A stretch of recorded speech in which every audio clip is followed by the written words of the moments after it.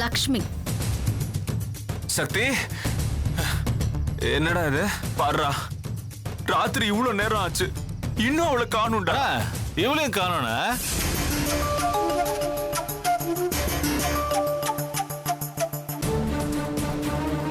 ஏய், வெளியே போடி.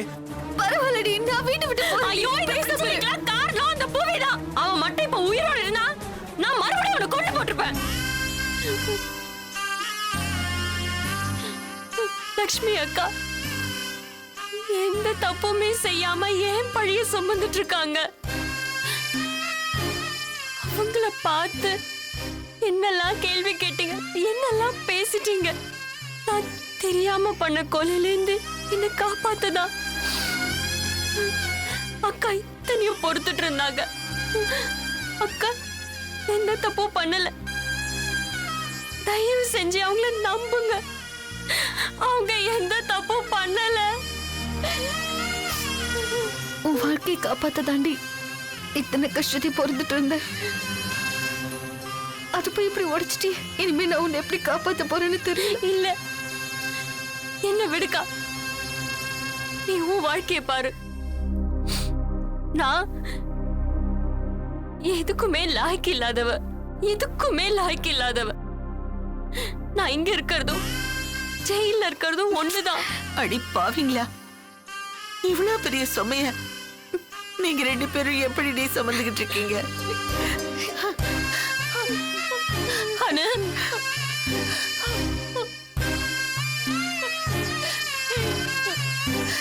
இதெல்லாம் நீ முதல்லயே சொல்லிருக்க கூடாதா? நானும் உங்க 2 பேரையும் தப்பா நினைச்சிட்டேன்னு.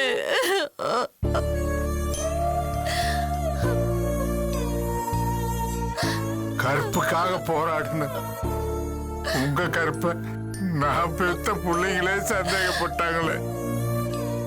அம்மா, அவனுங்களுக்காக என்ன மன்னிச்சிருக்கவா? அப்படியே என்னையும் மன்னிக்க சொல்லுங்கப்பா. ப்ளீஸ் பா, இவ்வளவு காலம் வாழ்ந்து அவங்கள நாங்க புரிஞ்சுக்காம போயிட்டோமே. எங்களை மன்னிக்க சொல்லுங்கப்பா.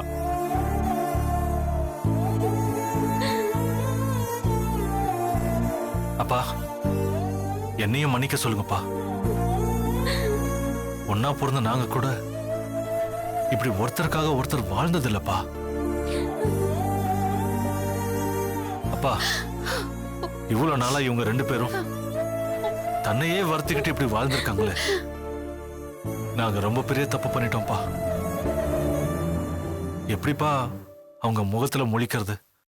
எங்களையும் மன்னிக்க சொல்லுங்கப்பா. லட்சுமி, நாங்களா இருந்தா கூட ஒதுங்கிதாம போயிருப்போம். ஆனா நீங்க 2 பேரும் ஒன்னா பிறந்த அக்கா தங்கச்சி மாதிரி ஒருத்தர் விட்டு கொடுக்காம இருக்கீங்க. இல்லம்மா, இந்த மாதிரி தியாகத்தை நிச்சயமா யாராலையும் பண்ண முடியாதுமா. அம்மா, உங்களை மகளுங்களா பெத்துக்கலையேன்னு இப்ப வருத்தமா இருக்குமா? குடும்ப மானத்துக்காக இவ்வளவு பெரிய காரியத்தை பண்ணிருக்கீங்களே. உங்களை இழந்துட்டு நாங்க எப்படிமா வாழ போறோம்? இழக்க மாட்டோம். உங்களை நாங்க இழக்கவே மாட்டோமா. இந்த குடும்பம் இழக்காது, இது சத்தியம். மாமா,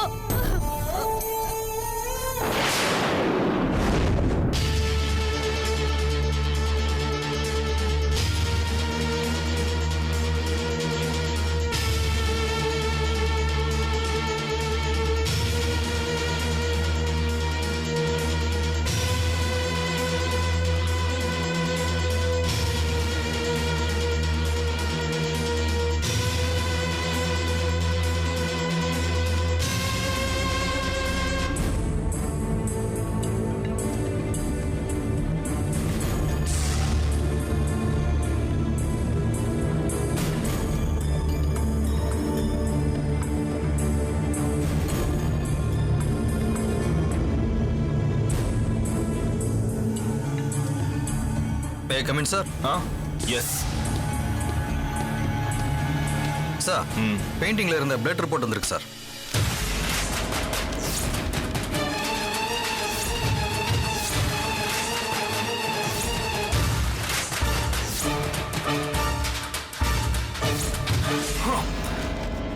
பிளட் பிளட் பிளட் பிளட் எல்லாமே புவியோடதுன்னு ரிப்போர்ட் சொல்லுது. புவி இஸ் இன் டேஞ்சர். புவி தான் கார் ஓட்டிட்டு போனான்னு அந்த வாட்ச்மேன் சொன்னது சுத்த பொய். அங்க வேற யாரோ யாரோ யாரோ இருந்திருக்காங்க. அடிப்பட்ட புவிய காரோட டிக்கில வச்சுக்கிட்டு வேற யாரோ வண்டி ஓட்டிட்டு போயிருக்காங்க. அவனை தாக்கி இருக்காங்க, காரை ஓட்டிட்டு போயிருக்காங்க. ஆனா எங்கேயுமே அவங்க கை ரேகை இல்ல. அவங்க வந்து போன அடையாளமும் இல்ல. சோ அவங்க இந்த திட்டமிட்ட செஞ்சிருக்காங்க. அவங்க என் புவிய ரத்தம் வர தாக்கி இருக்காங்க. அவனை அங்க இருந்து தூக்கிட்டு போயிருக்காங்க. எப்படி பார்த்தாலும் இந்த சம்பவத்துக்கு பின்னாடி குறைஞ்சது 2 பேர் இருந்திருக்காங்க. நிச்சயமா ஒரு ஆள் கிடையாது.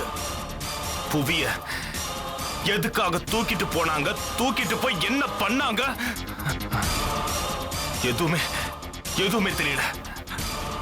அவங்க மட்டும் என் கையில கிடைக்கட்டும். நான் என்ன பண்ணுவேன்னு எனக்கே தெரியாது. சார் படம் ரெடி சார். இதோ வந்துட்டேன்.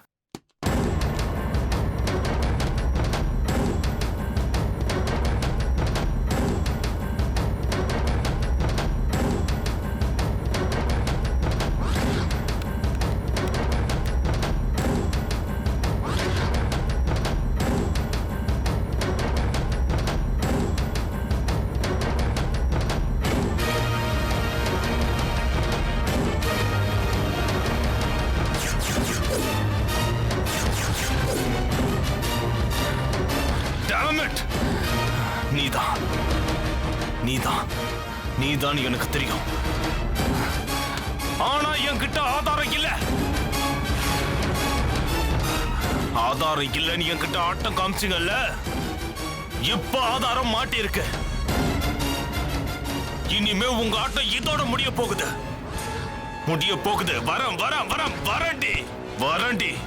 வரேன்.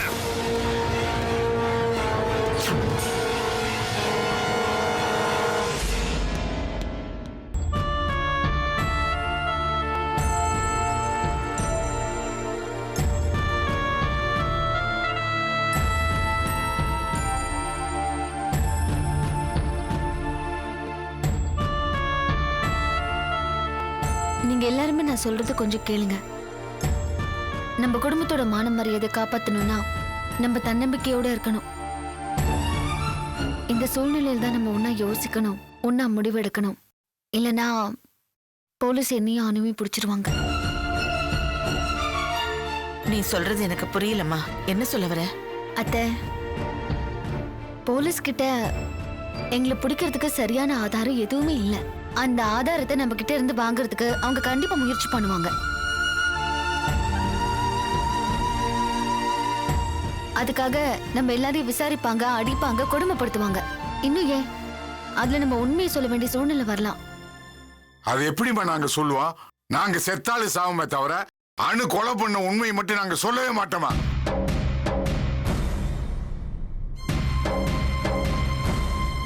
மாமா, இந்த தன்னம்பிக்கை மட்டும் போதும் மாமா. ஆனா அந்த டிஐஜி சாதாரணமான ஆள் கிடையாது. இந்த கேஸ்ல எப்படியாவது குற்றவாளியை பிடிச்சணும்னு வெறித்தனமா சுத்திக்கிட்டு இருக்கான் மாமா அவன். இதுல ஏற்கனவே எனக்கும் அவனுக்கும் தீராத பகை வேற இருக்கு.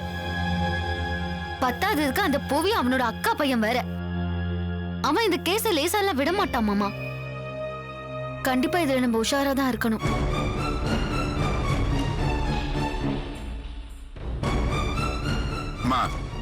என்ன கேட்பாங்க, எப்படி பதில் சொல்லணும் அப்படிங்கறது நீயே சொல்லுமா. அதான் மாமா, அந்த டிஐஜி முதல்ல உங்களை தான் கண்டிப்பா விசாரிப்பான். என்னையா? ஆமா மாமா. அதான ஏற்கனவே அவன் வந்தப்ப போனப்பெல்லாம் சொல்லிட்டேனேம்மா. மாமா, அந்த விசாரணை வேற, இப்ப பண்ண போற விசாரணை வேற. ஓ அப்படியா? சரிம்மா சொல்லுமா. உங்க எல்லாருக்கும் ஒரு விஷயத்தை நல்லா சொல்றேன், கேட்டுக்கோங்க. அந்த டிஐஜி எந்தெந்த கேள்விய எந்தெந்த ரூபத்துல கேட்பான்னு நான் தெளிவா சொல்றேன். மாமா, உங்களுக்கு எங்கெங்கெல்லாம் சந்தேகம் வருதோ அந்த சந்தேகத்துக்கு நானே பதில் சொல்லி தரேன். அதை நீங்க புரிஞ்சுக்கிட்டாலே போதும். அந்த டிஐஜி கேட்கிற கேள்விக்கு பதில் சொல்லணும். அப்போதான் இந்த கேஸ்ல இருந்து எல்லாருமே தப்பிக்க முடியும். நீ சொன்ன மாதிரியே நாங்கெல்லாம் சொல்றோம். அதே மாதிரி சொல்றோமா இல்லையான்னு பாரு. சரிங்க மாமா, நான் உங்ககிட்ட கேக்குறேன், ஆ. நீங்க பதில் சொல்லுங்க. ஆ, ஆ, நீங்க அங்க என்ன பண்ணிட்டு இருக்கீங்க? நான் வாட்ச்மேனா வேலை செஞ்சுட்டு இருக்கேன். சரி. எப்போ அங்க வேலைக்கு சேர்ந்தீங்க? போன 10ஆம் தேதி ஆ, எப்படி சேர்ந்தீங்க? வேலை கேட்டேன், கொடுத்தாங்க. ஆ, யாரு புவி கிட்ட வேலை கேட்டீங்களா? இல்லைங்க, அப்ப நான் அவரை பார்க்கவே இல்லை. அப்ப அங்க வேலை கொடுத்தது யாரு? அங்க வேலை பார்த்துட்டு இருந்த பழைய வாட்ச்மேன் தான் கொடுத்தாரு. சரி, ஒரு வாட்ச்மேன் இன்னொரு வாட்ச்மேனுக்கு வேலை போட்டு கொடுத்தான்னு சொன்னா இது நம்புற மாதிரி இல்லையேன்னு கேட்பாங்களே. இல்லைங்க, அவரு ரொம்ப நாளா ஒத்த ஆளா டபுள் ஷிஃப்ட் வேலை பார்த்துட்டு இருந்திருக்காரு. ரொம்ப கஷ்டப்பட்டு இருந்திருக்காரு. நான் போய் ஒரு வேலை கேட்டதும் எனக்கு அதை கொடுத்துட்டாரு. எனக்கு யூனிஃபார்மே அவர் தாங்க கொடுத்தாரு. ஓ சரி மாமா, அப்ப நீங்க புவிய பாத்திருக்கீங்களான்னு கேட்பாங்க. பார்த்திருக்கேனே. அப்ப புவிய பாத்திருக்கீங்க? பார்த்திருக்கேங்க. அவன் எப்படி இருப்பான்? தங்கமானவரா தான் தோணுச்சு. என்ன பார்த்த முத நாளே அவர் நல்லா தான் பேசினாரு. எத்தனை தடவை அவனை நீங்க பாத்திருக்கீங்க? தினமும் அங்க வருவானா? நான் வேலைக்கு சேர்ந்த 2வது நாளே அவர் காணாம போயிட்டாருங்க. அதனால அவரு கூட எனக்கு பழக்கம் ஒண்ணும் பெருசா இல்லைங்க. சரி, காத்தடிச்ச அன்னைக்கு யார் அங்க டியூட்டில இருந்தது? நான் தாங்க இருந்தேன். அன்னைக்கு அவன் வந்தானா? வந்தாருங்க. காத்து பலமா அடிக்கிறதுக்கு கொஞ்ச நேரத்துக்கு முன்னாடி வந்தாருங்க. கார்ல வந்தானா இல்ல பைக்ல வந்தானா? பைக்ல தாங்க வந்தாரு. சரி, அன்னைக்கு நடந்தது கொஞ்சம் சொல்ல முடியுமான்னு கேட்டா? பைக்ல வந்தாரு. வந்துட்டு கொஞ்ச நேரத்துல கார் எடுத்துட்டு போயிட்டாரு. மறுபடியும் கார்ல திரும்பி வந்தாரு. அப்ப கரண்ட் கட் ஆயிடுச்சு. நான் தான் மெழுகுவர்த்தில எடுத்துட்டு வந்து அவர்கிட்ட கொடுத்தேன். அதுக்கப்புறம் என்ன நினைச்சாரோ தெரியலீங்க, மழை வேற பேஞ்சுக்கிட்டு இருந்தது. கார் எடுத்துக்கிட்டு போயிட்டாருங்க. அப்போ அந்த கார்ல கூட யார் இருந்தது? யாரும் கூட வரலீங்களே. வரலையா இல்ல நீங்க பாக்கலையா? இல்ல, வந்த மாதிரி எனக்கு தெரியலீங்க. ஐயோ மாமா, இப்படி நீங்க சொன்னீங்கன்னு வச்சுக்கோங்க, இத வச்சு அவன் 10-15 கேள்வி கேட்பான். ஒண்ணு வந்தாங்க இல்ல வரல, ஏதோ தெளிவா சொல்லுங்க. சரிம்மா, அப்படி தெளிவாவே சொல்லிடுறேன். நான் உங்களுக்கு சொல்லி கொடுக்கறது இது. நீங்க அங்க என்ன பாத்தீங்களோ அதை மட்டும் சொல்லுங்க மாமா. இத மறந்துருங்க, இல்லனா மாத்தி மாத்தி கன்ஃபியூஸ் ஆனா கண்டிப்பா நம்ம மாட்டிப்போம். சரிம்மா சரிம்மா, நீ மறுபடியும் கேளுமா. சரி, அனுவை நீங்க அங்க பாத்தீங்களா இல்லையா? அனு அங்க வரலையே. அன்னைக்கு காத்தடிக்க ஆரம்பிச்சதுல அடி பின்னிக்கிட்டு இருந்ததுங்க காத்து. அப்ப வெளியே தான் உட்காந்துட்டு இருந்தீங்களா? ஆமாங்க. புய்தம்பி பைக்ல வந்தப்போ என்ன உள்ள போய் பாதுகாப்பா செட்ல உட்காருன்னு சொல்லிட்டு போனாப்ல. அதுக்கப்புறம் தான் நான் செட்ல போய் உட்காந்துட்டு இருந்தேன். திரும்பி வந்தவரு கொஞ்ச நேரம் வரைக்கும் இருந்தாரு. அப்புறம் கார் எடுத்துட்டு போயிட்டாரு. கூட யாராவது போனாங்களா? யாரும் போகலைங்க. அப்ப நீங்க எங்க இருந்தீங்க? நான் தூரத்துல செட்ல இருந்தேன். அங்க இருந்து பார்த்தா கார் போறது தெரியுமா? தெரியும். அப்ப கரண்ட் வந்துருச்சா? வரல, ஆனா காரோட வெளிச்சத்தை வச்சுதான் சொன்னேன். அந்த இருட்டுல உங்களுக்கு கார் போறது தெரியறதுக்கு வாய்ப்பு இருக்கு. ஆனா போனது புவிதான்னு உங்களால கன்ஃபார்மா சொல்ல முடியாது. புவியே தெரியலங்கிறப்போ கூட போனவங்களை மட்டும் பாத்திருக்க முடியுமா என்ன?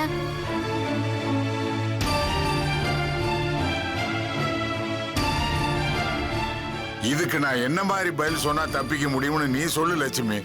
மாமா, உங்களுக்கு என்ன தெரியுதோ அதை மட்டுமே சொல்லுங்க. ஐயோ, எனக்கு எதுவும் தெரியலம்மா. அப்ப அதுதான் பதில். அவங்க கேட்டாங்கன்னா இதே பதில சொல்லுங்க. சரிம்மா, எனக்கு எதுவும் தெரியலீங்க. அவ்வளவுதான். அவ்வளவுதானே லட்சுமி? ஆமா மாமா, இது மட்டும் நீங்க சொல்லுங்க மாமா. அப்புறம் அவன் கற்பனையா வேற கேட்பான். இதுல கற்பனையா வேற கேட்பானா? ஆமா மாமா, அதுதான் இந்த விசாரணையோட முக்கியமான ஏரியாவே. இங்கதான் அவன் நம்மள கோவப்படுத்துவான், ஆத்திரப்படுத்துவான், எல்லாம் பண்ணுவான். அங்கதான் நம்ம உஷாரா இருக்கணும். ஒரு நாட்டாம வாட்ச்மேனா வர வேண்டிய அவசியம் என்னன்னு கேட்பான். நான் வறுமை கஷ்டம்னு சொல்லுவேன். அதே வறுமை கஷ்டத்துக்கு தான் அனு புவியோட உறவு. அனு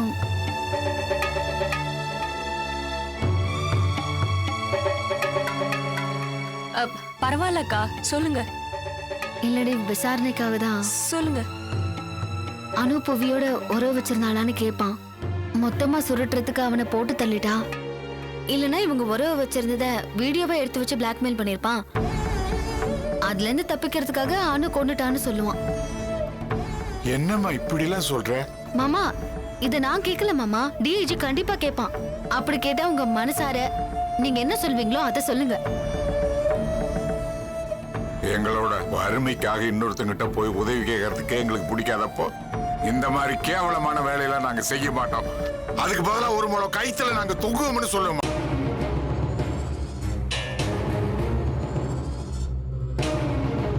மாமா உங்க உதவி இல்லாமையா இந்த கொலை நடந்திருக்கும்னு அவன் கண்டிப்பா கேட்பான். அனுவும் லக்ஷ்மியும் உள்ள வர்றதுக்கு நீங்க தான் கேட்டை திறந்து விட்டுருக்கீங்க. கொலை பண்ணி பாடி எடுத்துட்டு போறதுக்கு நீங்க தான் ஹெல்ப் பண்ணிருக்கீங்கன்னு கேட்டா என்ன மாமா சொல்லுவீங்க? இல்ல, இது சுத்த போய். அவங்க வந்தது எனக்கு தெரியாது. ஏன்னா அப்ப நான் செட்டுக்குள்ள உட்காந்துட்டு இருந்தேன். அதுவும் இல்லாம அங்கிருந்து பார்த்தா எனக்கு தெளிவா எதுவும் தெரியல. அது வேற யாரோ புவியை கொன்னுட்டு கார்ல எடுத்துட்டு போயிருப்பாங்க. ஐயோ மாமா, புவி திரும்பி போனதுதான் நீங்க பார்த்தேன்னு சொன்னீங்களே. யாரோ கொன்னுட்டாங்கன்னு பேசாதீங்க மாமா. ஆமால, நான் அப்படித்தான் சொன்னேன்ல. மாமா இங்க பாருங்க, உணர்ச்சியை தூண்டுறதுக்காக அவன் 1008 கேள்வி கேட்பான். நீங்க கொஞ்சம் அமைதியா யோசிச்சு உங்களுக்கு என்ன தெரியுமோ அதை மட்டும் சொல்லுங்க மாமா. போதும். புவி தனியா தான் திரும்பி போனான்னு நீங்க ஏற்கனவே சொல்லிட்டீங்க. எப்போ கிட்டாலும் நீங்க அதே பதிலே சொல்லுங்க. தயவு செஞ்சு மறந்துடாதீங்க மாமா. சரிம்மா சரிம்மா, நான் மறக்க மாட்டேம்மா. அவங்க கேட்காம அதிகபட்சமா நம்ம எதையும் வாயை திறந்து சொல்லக்கூடாது. கடைசியா அது நம்மளுக்கு ஆபத்தா முடிஞ்சிடும். தயவு செஞ்சு பாத்துக்கோங்க மாமா. சரிம்மா. லட்சுமி, என்னையும் விசாரிப்பாங்களா? நிச்சயமா விசாரிப்பாங்க அத்தை. நீங்க தான் எப்பவும் வீட்டுல இருக்கிறவங்க. உங்களுக்கு தான் நம்ம வீட்டுல யார் வராங்க, எப்போ இருக்காங்க, எங்க போறாங்கன்னு தெரியும். ஏமா, எங்க போறேன்னு எல்லாரும் சொல்லிட்டா போறாங்க?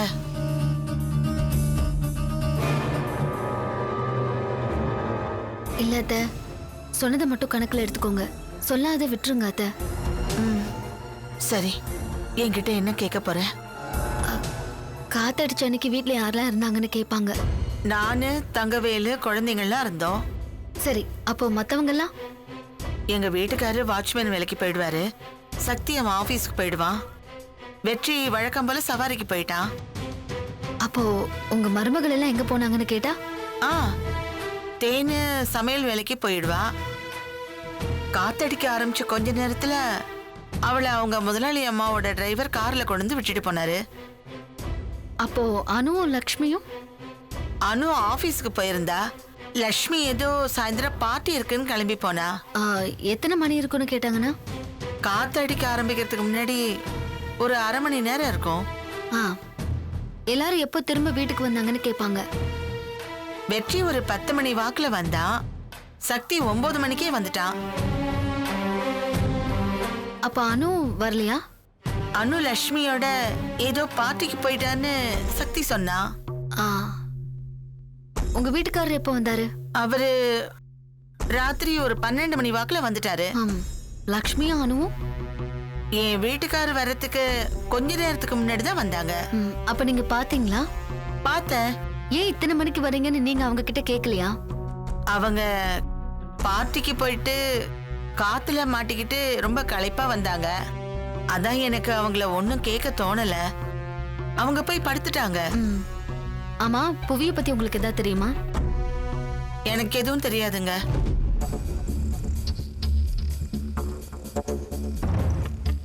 அனுவுக்கும் சக்திக்கும் ஏதாவது பிரச்சனையா? அதெல்லாம் எனக்கு ஒன்றும் தெரியாது.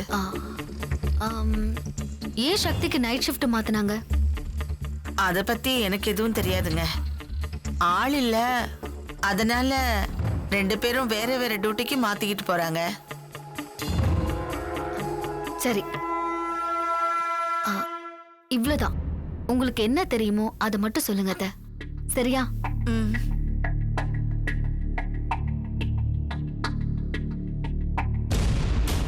இந்த கேஸ்ல மாமாவை எந்த அளவுக்கு விசாரிப்பாங்களோ அந்த அளவுக்கு உங்களையும் கண்டிப்பா விசாரிப்பாங்க அத்தை. உங்களை விட முக்கியமா